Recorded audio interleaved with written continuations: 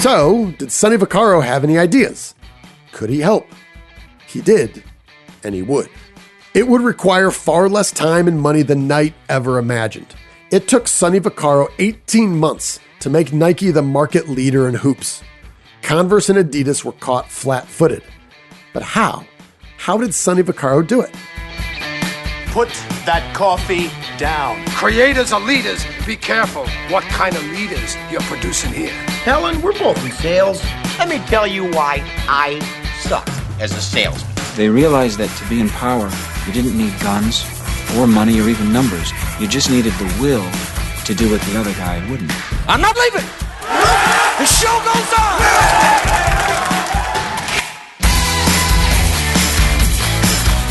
Well, hello there, friend. Welcome back to the Construction Leadership Podcast. I'm your host, Bradley Hartman. This episode is brought to you by the Simple Sales Pipeline. If your salespeople are not consistently, every month, with discipline, forecasting their sales, the lifeblood of your business, they're not quantifying and organizing their sales pipeline, you, my friend, are flying blind unnecessarily. You can solve this problem immediately with the Simple Sales Pipeline. It takes under 30 minutes per month and costs less than $30 per month. There's no reason for you not to do it. You can learn more at thesimpleSalesPipeline.com. So last week, my wife and in-laws and my sons, we all went to see the movie starring Ben Affleck and Matt Damon titled Air. This is where you come up with a brilliant idea that no one else can see. Let's hear it. I got it. I found him. Who's that? Jesus? Can't afford it. I'm willing to bet my career on one guy. My name's Sonny Vaccaro. I'm with Nike. Do you typically make it a habit of showing up at people's front doors unannounced? I don't like to take no for an answer. Oh, man. Here we go. You ask me what I do here. This is what I do. I find you players, and I feel it this time. Yeah, okay, it's risky. When you were selling sneakers out of the back of your Plymouth, that was risky. Don't change that now. For a rookie? Yes. Who's never set foot on an NBA court. That's the literal definition of rookie, yeah. Now, growing up in the Chicagoland area in the late 80s and early 90s, I was there for all of the incredible excellence we saw from the Chicago Bulls and Michael Jordan. I was the kid who then drew my own designs on my first Gateway computer. That was the computer that showed up in the cow box with the cow spots on it, if you're old enough to remember that. I designed my own Nike shoes, and I had like a whole lineup, like 21 of them or so.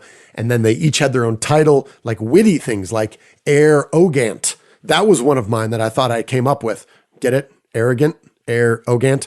Several years later, I saw there's an actual shoe titled arrogant, which probably explains why when I sent my 21 drawings over to Beaverton, Oregon, to let them know how much I love their shoes and the future of their shoes, and they should hire me as an 11-year-old, the legal team sent a reply back with all my pictures saying, we never saw these, we never looked at them, don't ever try to sue us for something in terms of design or naming like arrogant. So as you can imagine, a movie about the early days of Nike and landing Michael Jordan and that whole little drama was right up my alley. And the movie revolves around a character named Sonny Vaccaro. And he was a character. How do I know about Sonny Vaccaro? Well, we wrote about Sonny Vaccaro a couple of years ago. We put out a workbook for the book that sooner or later, I'm not going to go into detail on why Mr. Carl Moyer and I have yet to write the last 7 chapters of the book that we will publish. Oh, yes, we will. I will not rest until this is done. I'm just not working on it at the moment. It's called Yes, Fear Works, but There's a Better Way. Subtitle, A Toolbox for Helping Anyone Become a Manager People Love Working For. I'm not going to go into all the details, but it probably requires a little bit of explanation. Right before the pandemic, Carl and I got together, and Carl's the HR director at Par Lumber in the Pacific Northwest. Super sharp guy. Love talking to him. He's become a dear friend.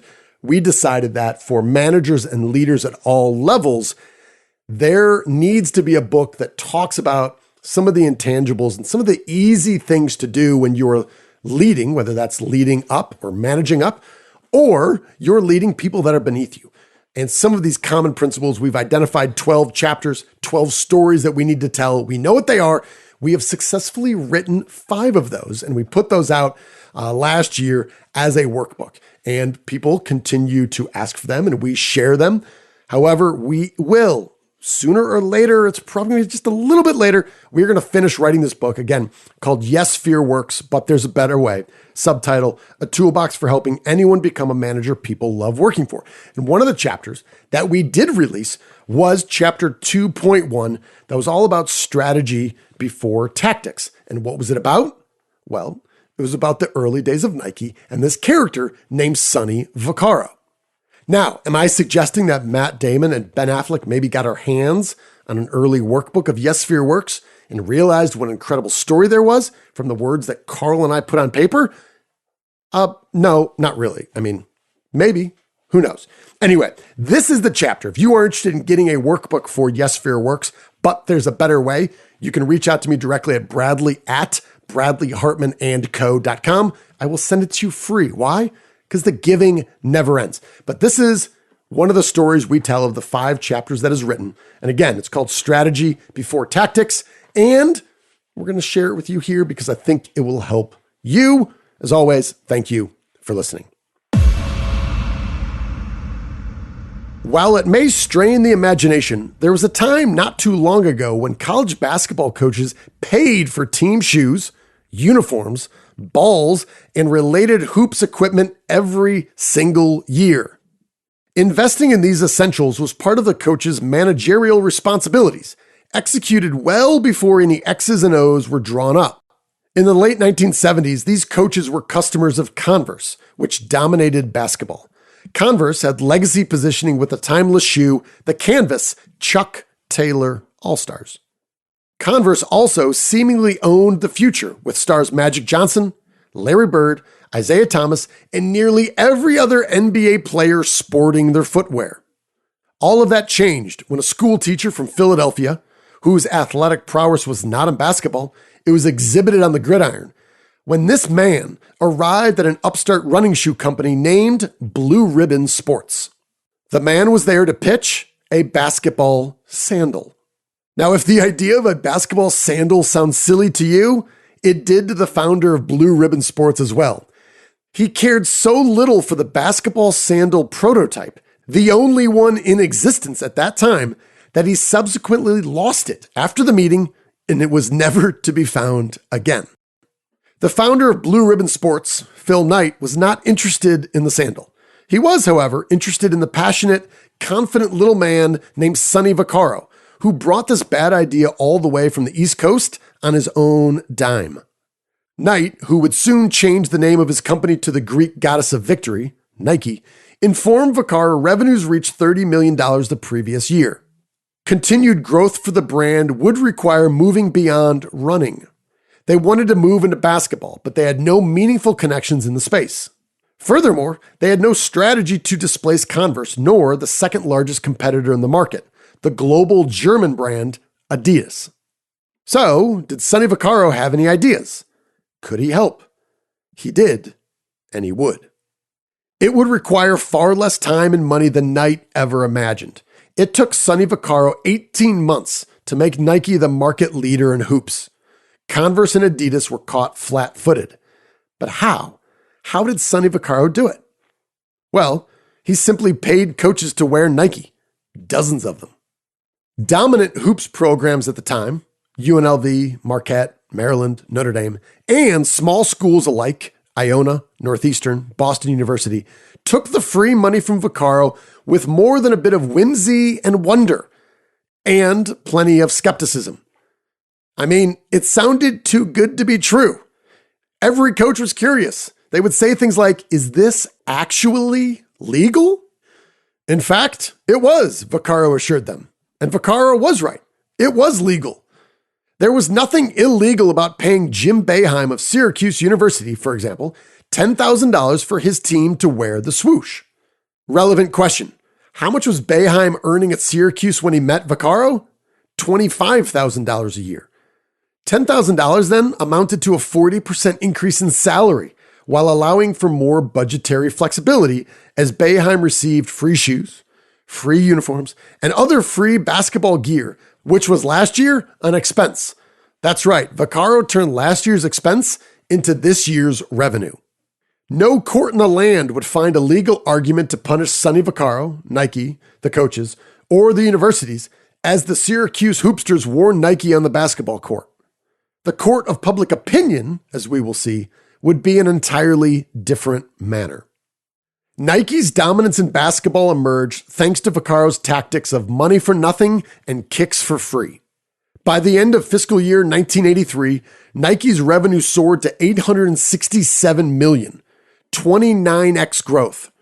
By the end of fiscal year 1983, Nike's revenue soared to $867 million. That's 29 times growth within 5 years. Vaccaro then leveraged his coaching connections to get the ear of a young Converse-wearing, Adidas-loving collegiate player of the year. Vaccaro persuaded Nike executives to go all in on the player, eschewing other young stars like Akeem Olajuwon out of Houston, Charles Barkley of Auburn, and John Stockton of Gonzaga. Vaccaro implored Knight to concentrate all his capital, talent, and time on a skinny kid named Michael Jordan, who wore Converse in college, publicly announced his desire to sign with Adidas, and had never worn a pair of Nikes in his life. 8 years after architecting the launch of Air Jordan, Nike sales were north of $3 billion. Nike sales increased more than 1,800% between 1977, when Sonny Vaccaro was hired, and 1991. And 1991 was the year Nike fired Sonny Vaccaro. Why? Because Nike and Vaccaro failed to develop an agreed-upon strategy. So let's talk strategy. Columnist Matthew Paris accurately notes the universality of the term strategy renders it nearly meaningless. There exist few modern circumstances where the removal of the word strategy from any passage containing it fails to clarify matters, usually demonstrating the argument's circularity. I'll give you some example that illustrates his point. Ridiculous lead time on raw materials? Sounds like you need a supply chain strategy. Your product stinks? Sounds like you need a strategy to ensure product market fit. Oh, your CFO embezzled $1.3 million? Time to review your financial audit strategy. Oh, there's public backlash over guiding high school basketball players to specific Nike-sponsored universities? Well, better revisit that marketing strategy. It's not just frontline employees or grade school teachers turned basketball sandal designers who struggle to articulate a strategy. It's mid-managers with MBAs and the team in the C-suite, too. Research conducted by strategy expert Rich Horwath revealed 48% of managers and leaders do not understand what strategy is. He writes, perhaps due to its abstract nature, strategy tends to mean different things to different people. It's so often confused with mission, vision, values, goals and objectives, and even tactics. Failure to provide managers with a universal definition of strategy and clear examples to refer to leaves the term open to interpretation, creating ineffective plans and inefficient communication. Well, if strategy is different than goals, a vision for the future, tactics, and a detailed to-do list, what is strategy? Lawrence Friedman, author of the brilliant book simply titled Strategy, noted, strategy is about getting more out of a situation than the starting balance of power would suggest. It is the art of creating power. And the godfather of strategy, Michael Porter, has composed hundreds of thousands of words on the subject.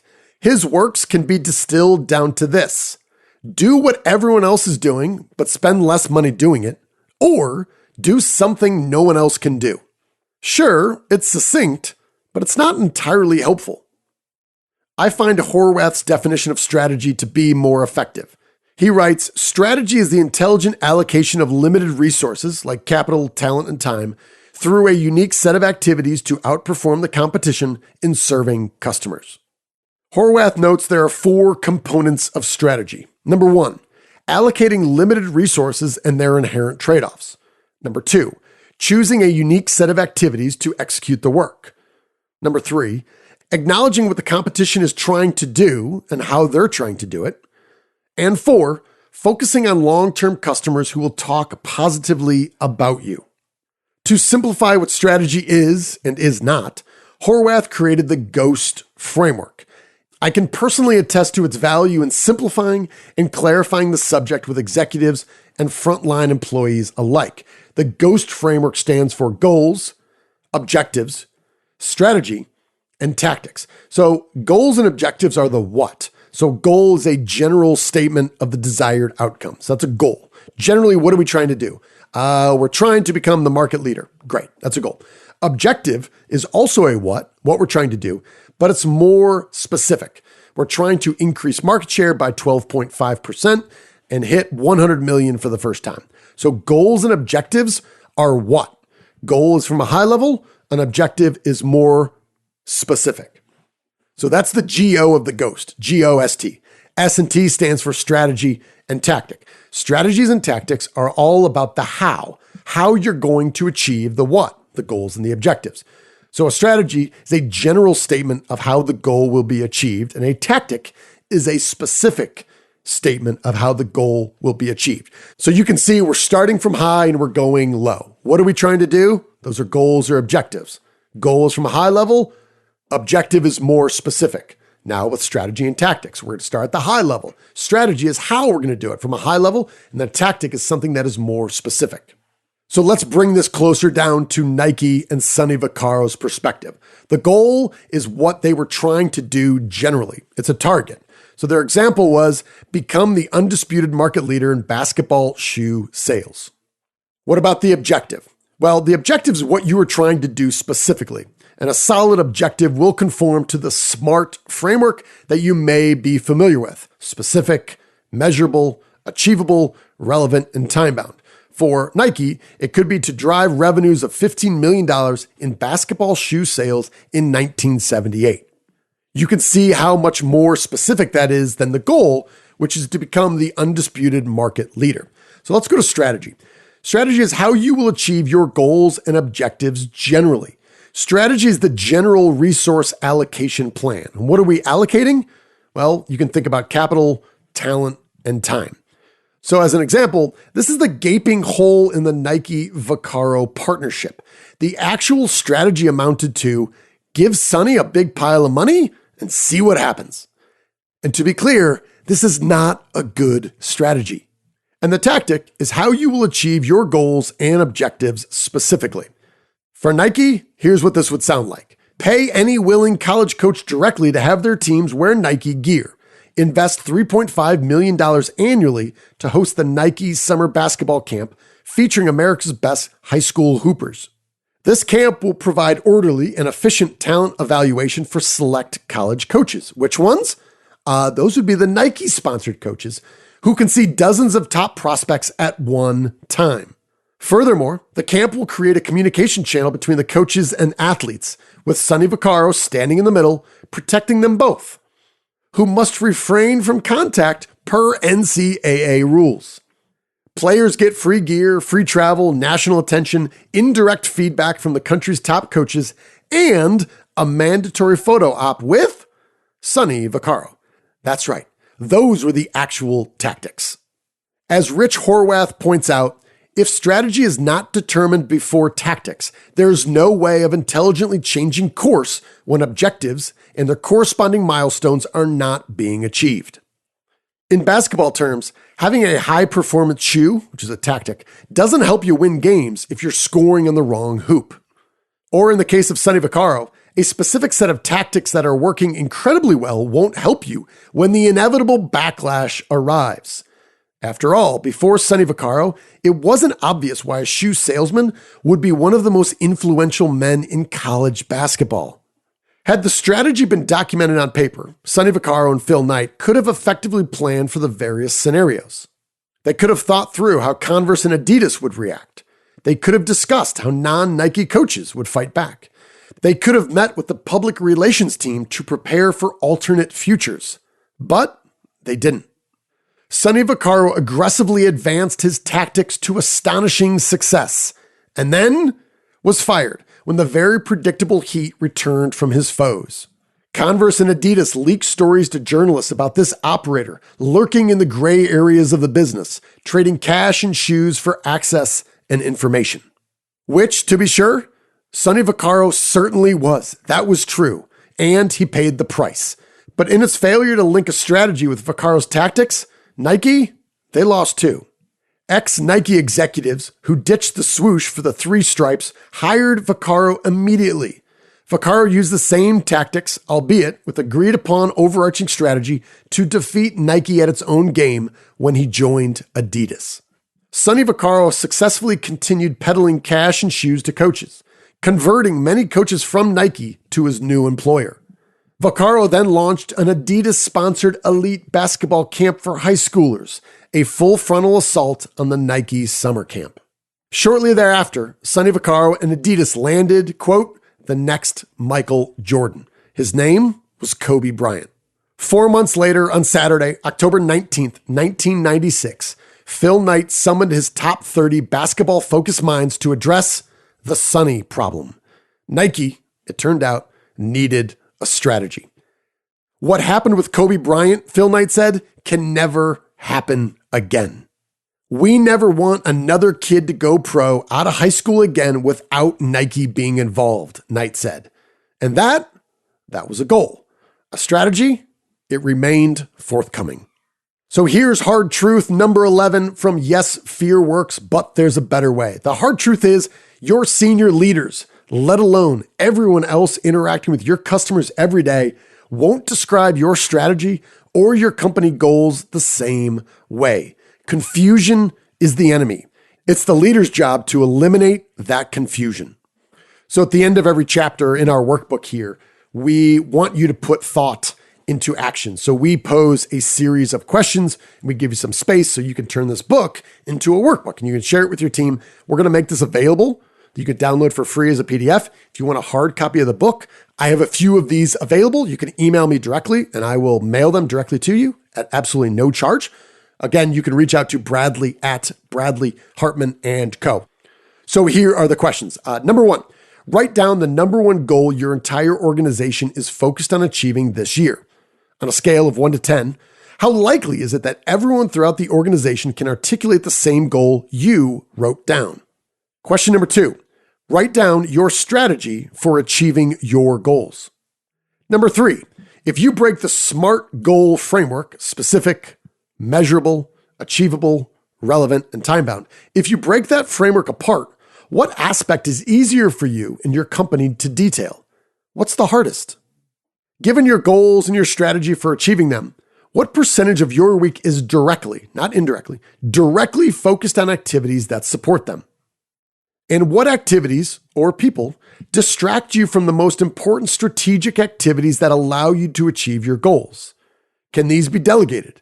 Can they simply be stopped altogether?